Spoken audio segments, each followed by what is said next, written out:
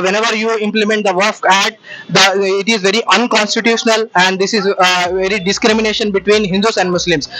हिंदुस्तान से अंग्रेज को हम भगाए हैं, इसी तरह इंशाअल्लाह ये गैर मुनसिफाना हुकूमत को भी हम उसको घुटने टेकने पर इंशाअल्लाह मजबूर कर देंगे। वक्फ अमेंडमेंट एक्ट अगर वापस नहीं लिया जाता, अगर जेल भरो कॉन्फ्रेंस के लिए कॉल दी जाती, तो यकीनन मैं आपके सामने बता दूं कि social Democratic Party of India का कैडर सफे अव्वल में रहकर जेल भरो के आंदोलन को कामयाब करेगा। 2029 ఎలక్షన్లో ఎవరైతే మద్దతు తెలుపుతున్నారో వాళ్ళ పార్టీలను సమూలంగా నాశనం చేసే ప్రక్రియ కూడా దళిత, క్రిస్టియన్, మైనారిటీ, బహుజన సమాజ వర్గంలో ఉంది. ఖచ్చితంగా అది చేస్తాం.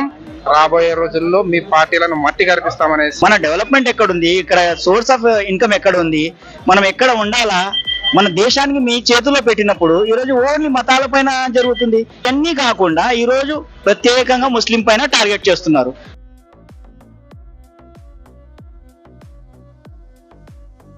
अस्सलामु अलैकुम वरहमतुल्लाहि वबरकातुहू। आज 28 अप्रैल 2025 28 अप्रैल 2025 को शहर करनूल में ज़बरदस्त एहतजाज दर्ज हुआ। 3 जगहों से रैलियां निकली। एक उस्मानिया कॉलेज ग्राउंड से राजविहार होते हुए कलेक्टर ऑफिस तक आई, और दूसरी रैली नई पेट खादिमिया मस्जिद से राजविहार होते हुए कलेक्टर ऑफिस आई, और तीसरी रैली पुराने ईदगाह से राजविहार होते हुए कलेक्टर ऑफिस तक आई।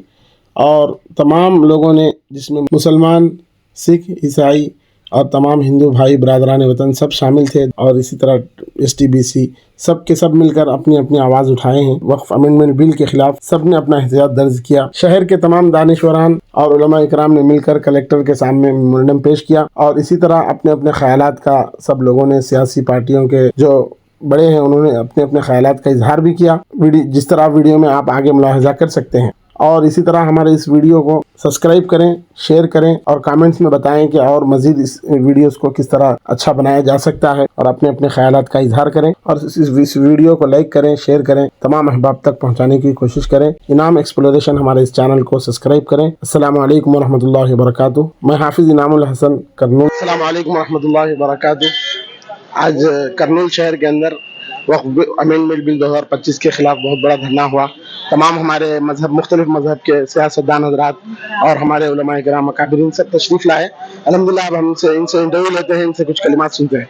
ये बताइए कि आज जो प्रोग्राम हुआ उसमें क्या क्या अहम बातें सामने आई, इसके बारे में कुछ बताइए। वक्फ अमेंडमेंट बिल के खिलाफ आप सब क्या कह रहे हैं, क्या राय है आपकी, और आपका ताल्लुक़ किस सियासत पार्टी से है, क्या है? अस्सलाम वालेकुम।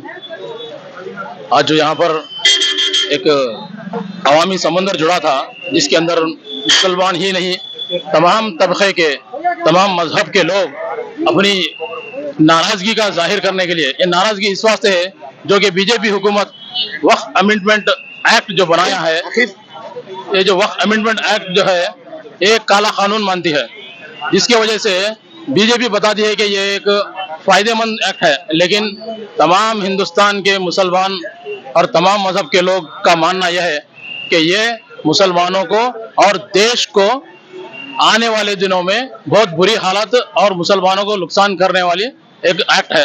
तो इस एक्ट के मुखालिफत में all India Muslim personal law board तमाम मुल्क में एक मुहिम शुरू करी है।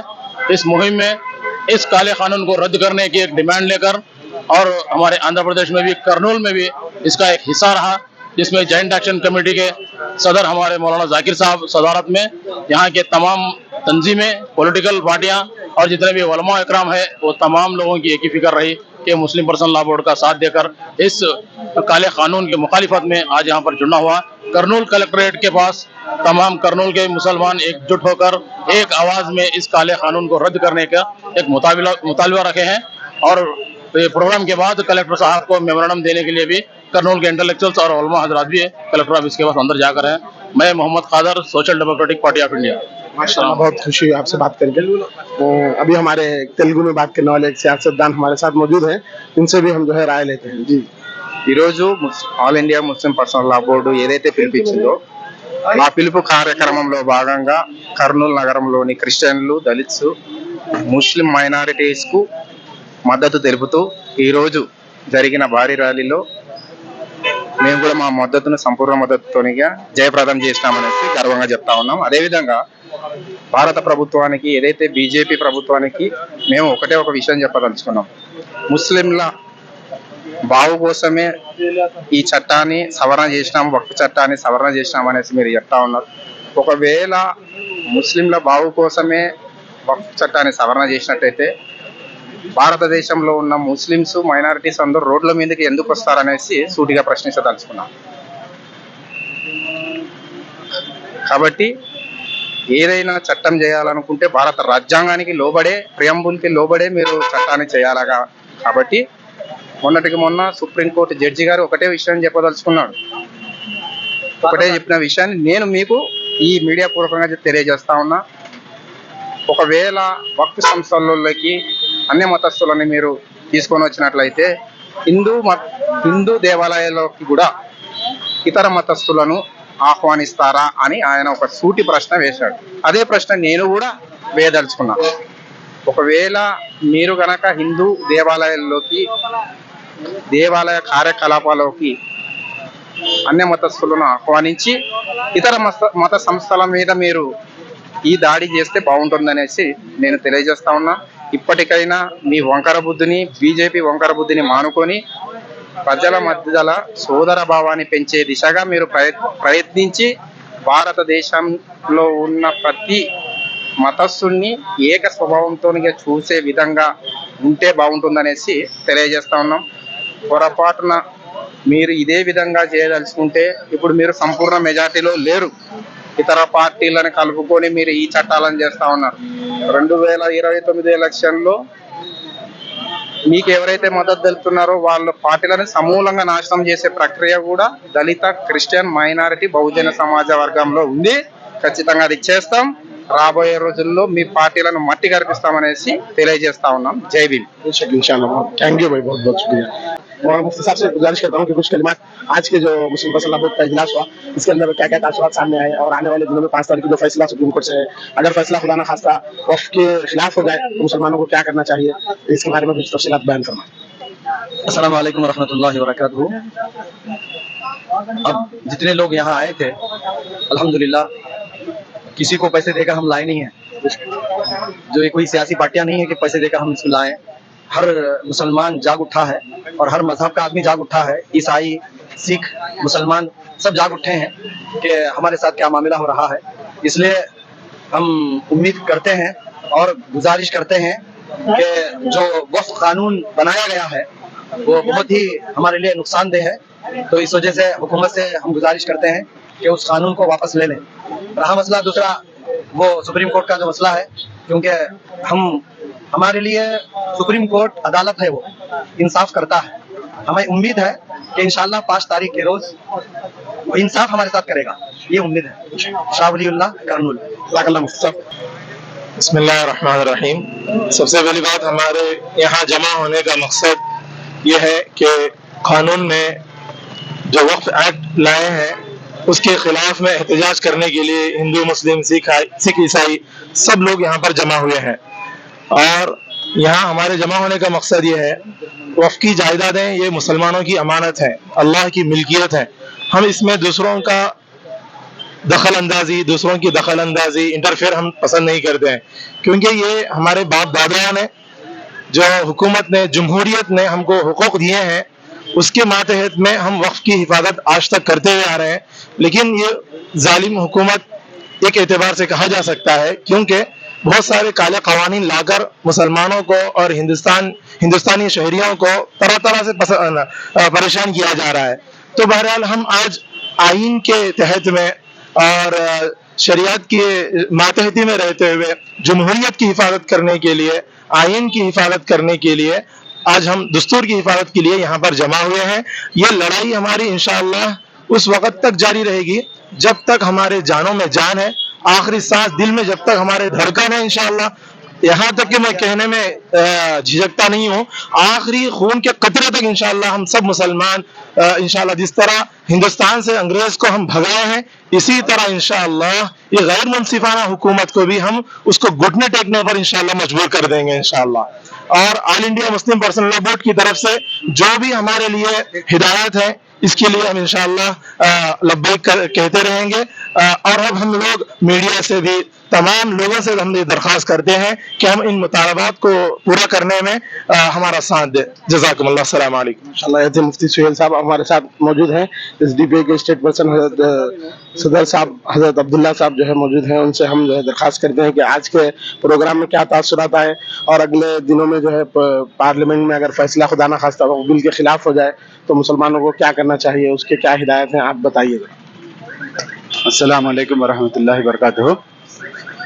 मुझे ये बताते हुए फ़ख्र महसूस हो रहा है कि जो सुप्रीम कोर्ट में 10 पिटीशंस जो वक्फ अमेंडमेंट बिल के खिलाफ में जो डाले गए, जिस पर सुप्रीम कोर्ट डिस्कस कर रहा है, वो 10 पिटिशनर्स में number 8 petitioner social Democratic Party of India के कौमी नायब सदर आली जनाब मोहम्मद शफी साहब हैं। यानी 10 पिटीशन में एसडीपीआई भी शामिल है, जिस पर संजीव खन्ना का बेंच डिस्कस कर रहा है अमेंडमेंट पर। तो मैं हमारे शहरियों को ये बताना चाहता हूँ कि जब वक्फ अमेंडमेंट बिल गुज़िश्ता साल राज्यसभा में प्राइवेट बिल पेश हुआ, उसी दिन सारे हिंदुस्तान में एसडीपीआई की जानिब से एहतजाज का ऐलान दे दिया गया और एहतजाज किया गया। दोबारा जब लोकसभा में जब बिल पास होने के लिए पेश की गई जेपीसी के जानिब से, उसी टाइम हमारे नेशनल प्रेसिडेंट जनाब एम के फैजी साहब के ऐलान पर, उनके ऑर्डर पर 600 जगह पर सारे हिंदुस्तान में बड़े पैमाने पर खवातीन के साथ, दूसरी कौम के लोगों के साथ बड़े पैमाने पर वक्फ अमेंडमेंट बिल के खिलाफ एहतजाज किया गया। रोडों पर इसकी बिल फाड़ कर फेंकी गई, ये बिल को जलाया गया और एहतजाज दर्ज करवाया गया। ये ऐसा social Democratic Party of India के जानिब से काल पर लाखों की तादाद में हिंदुस्तानी जमा हो रहे हैं, ये देखकर हुकूमत डर गई, बीजेपी आरएसएस डर गई, जिसकी वजह से social Democratic Party of India के 12 रियासती दफ्तरान पर ईडी का रेड चला, जिसमें उनको कुछ भी नहीं मिला। मायूसी होकर वो लोग वहां से हम लोगों को सॉरी कहते हुए चले गए।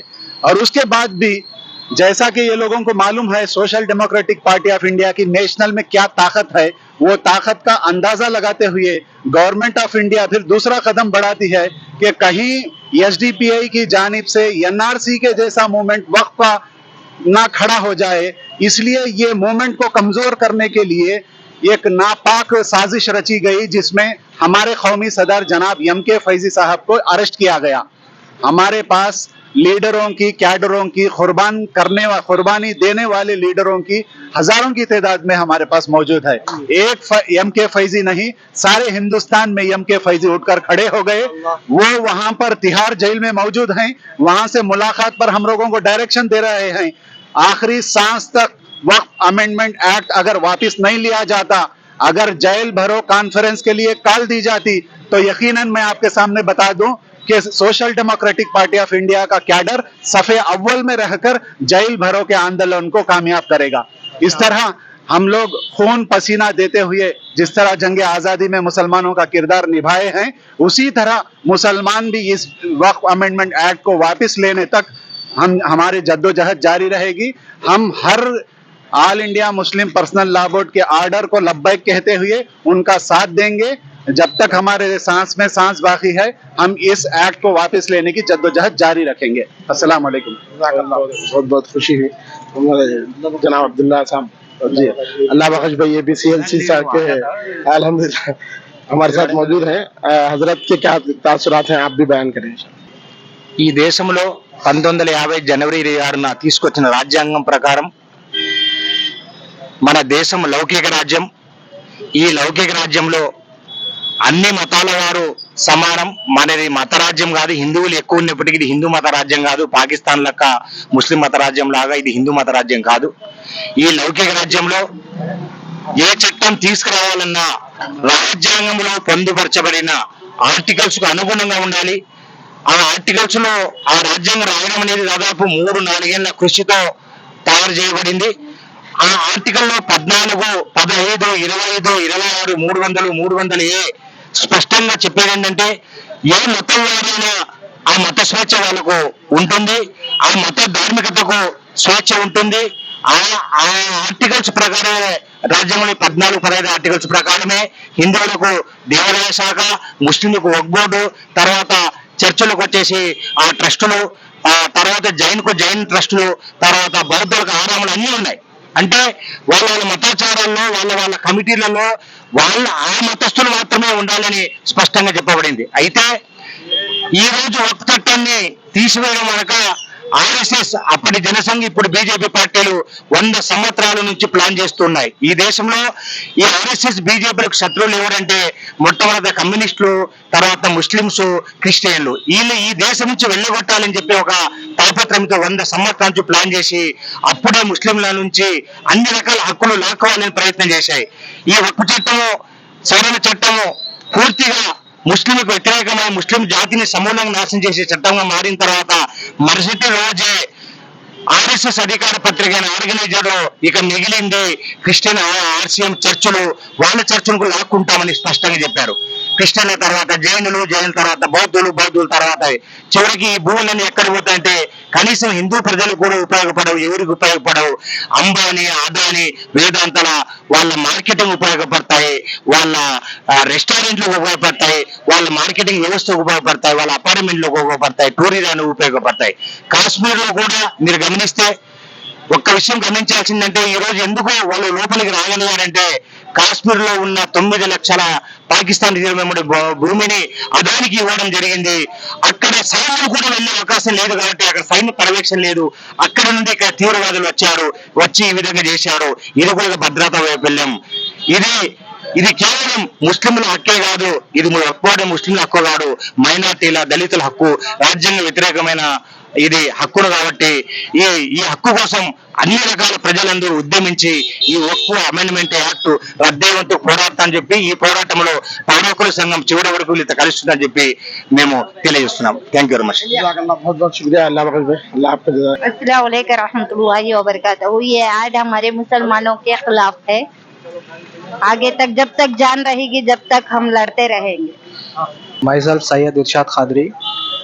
As we have seen that today in Kurnool we have gathered here near collector office Kurnool to show our strength and to show our resentment and anger towards the government, central government of India. And the main important gist of this gathering is we are showing our resentment against the Waqf Board Act. The main points that I would like to convey here to all the audiences here that there are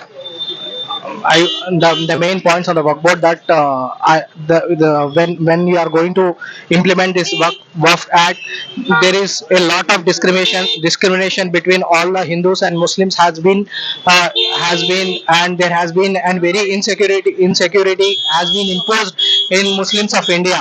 All the Muslims in India are feeling insecure, and our government of India is day by day they are implementing one or the other rules and acts on in imposing those on Muslims. The first one was triple talaq. Then we never said anything. The Babri Masjid was one of the act. Triple talaq was one of the act.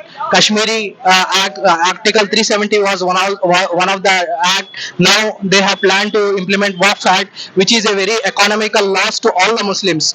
The first loss is very economical loss. Whenever Muslims this act is implemented, all the Muslims will go very economically backward. First of all, the Muslims are very economically backward. They don't have jobs, nor they are seeking any.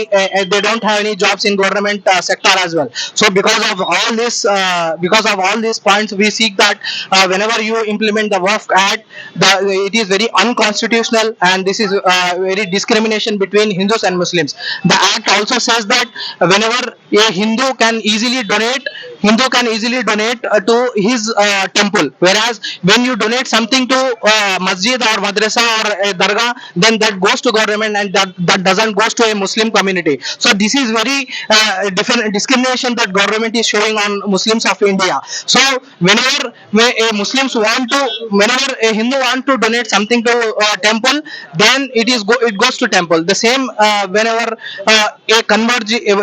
a Muslim has been donate, then it will not go to madrasa is very injustice to all the Muslims of India.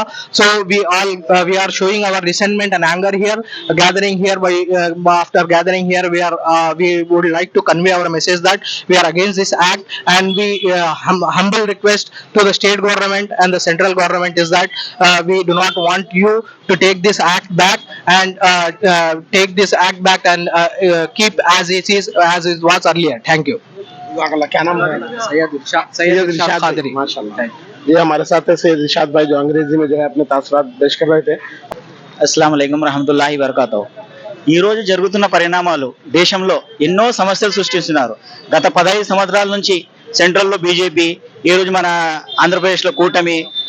ఎందుకు ఇలా జరుగుతుంది మన దేశంలో మనకే అర్థం కావట్లేదు. కారణం హిందూ ముస్లిం. మన డెవలప్మెంట్ ఎక్కడుంది, ఇక్కడ సోర్స్ ఆఫ్ ఇన్కమ్ ఎక్కడ ఉంది, మనం ఎక్కడ ఉండాలా, మన దేశానికి మీ చేతుల్లో పెట్టినప్పుడు ఈరోజు ఓన్లీ మతాలపైన జరుగుతుంది. ఎన్నో దాడులు జరుగుతున్నాయి యూపీలో అక్కడ ఇక్కడ. అవన్నీ కాకుండా ఈరోజు ప్రత్యేకంగా ముస్లిం పైన టార్గెట్ చేస్తున్నారు. సో ఇటువంటివి కాకుండా ఈరోజు ఇండియా కోసం, అందరి కోసం మన ప్రాణాలు త్యాగం చేసిన ముస్లింస్కి ఈరోజు ఈ పరిస్థితి వస్తుంది. కారణం మీ ఆలోచనలు, మీ విధి విధానాలు. ఇటువంటివి విధి విధానాలు లేకుండా మన దేశం ప్రగతి కోసం, మన అభివృద్ధి కోసం హిందూ ముస్లిం అందరం ముందరికి కదలాలి. కానీ ఇటువంటి సమస్యలు సృష్టించి ఈరోజు ఎలక్షన్లు తమ సీట్లు కాపాడుకోవడానికి జరుగుతున్న ప్లానింగ్లు, ఎగ్జిక్యూషన్స్ లో ఈరోజు యువతకు సోర్స్ ఆఫ్ డెవలప్మెంట్ ఎక్కడుంది, ఏం జరుగుతుంది అసలు అర్థం కావట్లేదు. ఈ అరాచకాలకి రాబోయే కాలంలో ఫుల్ స్టాప్ పెట్టి మన దేశము ముందరికి వెళ్ళాలని ఈ యాక్ట్, ఈరోజు పర్సనల్ రాబోట్ తీసుకొచ్చిన యాక్ట్, దీనికి అందరం సహకరించి ఈరోజు యువత కానీ అందరం కానీ ముందరకు. దీనికి కారణం ఒక యాక్ట్ రావాలంటే 10 మంది సజెషన్లు తీసుకోవాలి. కానీ ఈరోజు మీరు బలవంతంగా రుద్దడానికి చూస్తున్నారు. ఎందుకు ఇలా జరుగుతుంది? ఎందుకు? దీనికి కారణం ఏంటి? వద్దు అంటే యాక్ట్ రుద్దుతాం, వద్దంటే త్రిపుల్ తలాక్, వద్దంటే ఇది. కానీ కొంతమంది మీకు మెసేజ్ ఇచ్చిన వల్ల జరుగుతున్న అరాచకాలకి మీరు ఎందుకు తీసుకోవట్లేదు? దయచేసి సెంట్రల్ గవర్నమెంట్, మన కూటమి ప్రభుత్వం మనుషుల మనోభావాలను గుర్తించండి. గుర్తించినప్పుడే ఇటువంటి సమస్యలు రావు. ఏదైనా జరిగితే మీరు సమస్యలు సృష్టిస్తున్నారు తప్ప దానికి ఈ రోజు మనకి ఏం లాభం వస్తుంది చెప్పండి? మన ఇండియా కానీ మన ప్రతి యువతలో ఈరోజు మీరు వేస్తున్న బీజం ఎటువంటిదంటే డివైడ్ అండ్ రూల్. ఈ డివైడ్ అండ్ రూల్ ఎక్కడ వెళ్తుందో రాబోయే కాలంలో చెప్పలేం. మీరు కుర్చీకి చూసుకుంటున్నారు, కానీ ఈ డివైడ్ అండ్ రూల్ రాబోయే అరాచకాలకి సృష్టిస్తుంది. ఈ అరాచకాలు ఆపాలంటే ఈ సెంట్రల్ గవర్నమెంట్, కూటమి ప్రభుత్వం ఇటువంటివి అన్ని ఆపి ఈరోజు జరిగే సమస్యల్ని, ఈరోజు ఈ యాక్ట్ ని పర్సనల్ రాబోట్ సక్సెస్ చేసింది. ఈ యాక్ట్ ఎందుకు? ఒక గవర్నమెంట్ ఇన్వాల్వ్మెంట్ ఎందుకు? వేరే మనం టెంపుల్ కానీ ఇంకొక కానీ దానిలో మనం ఎటువంటి అభ్యంతరాలు తెలపము, వాళ్ళు ఏం చేసినా మనం చెప్పము ఈరోజు. కానీ ఈ బిల్లుకి యాక్ట్ లో వాళ్ళు వస్తారు, కలెక్టర్ వస్తారు, నాన్ ముస్లిమ్స్ వస్తారు, and the total take up the power in central. So ఇది తప్పు. ఆల్రెడీ జస్టిస్ ఉంది, ట్రిబ్యునల్ కోర్టు ఉంది, వర్క్ బోర్డులు ఉంది. ఇవన్నీ వీళ్ళు డిసైడ్ చేసి వన్ బై సమస్యలను పరిష్కరిస్తుంది. కానీ ఈరోజు సెంట్రల్ గవర్నమెంట్ ఏమంటుంది? నాన్ ముస్లిమ్స్ ఎంటర్ చేస్తుందా అంటారు, కలెక్టర్ ని ముస్లిం ఎంటర్ చేస్తా అంటున్నారు. Total take the control. ఈరోజు కలెక్టర్ కానీ ఇంకొక కానీ గవర్నమెంట్ ఎవరు మారితే వాళ్ళకి సపోర్ట్ చేస్తారు, కలెక్టర్ కావచ్చు, ఇంకా అదర్స్ పర్సన్స్ కావచ్చు. సో ఇటువంటి సమస్యలు సృష్టించకుండా దయచేసి మన కూటమి ప్రభుత్వం కానీ మన సెంట్రల్ గవర్నమెంట్ కానీ రాబోయే యాక్ట్లను కానీ ఇది మేము ఈ పర్సనల్ బోర్డ్ తరపు నుంచి ఈ యాక్ట్ ని, ఈ బిల్లుని రిజెక్ట్ చేస్తున్నాం. దయచేసి ఈ బిల్లుని క్యాన్సిల్ చేయాల్సిందిగా కోరుతున్నాం. Thank you. बहुत बहुत शुक्रिया। शांति, सुकून और सलामती अल्लाह ताला इस मुल्क में कायम फरमाए, हर तरह की तरक्की और कामयाबी अता फरमाए। ये वक्फ कानून 2025 को वापस लेने के हालात को पैदा फरमाए और हुकूमत को मजबूर कर दे अल्लाह ताला कि वो किसी हालत में ये कानून, काला कानून वापस ले ले। वापस ले लो, वापस लो लो, वापस ले लो, वापस ले लो, काला कानून वापस ले लो, वापस ले लो, वापस लो लो।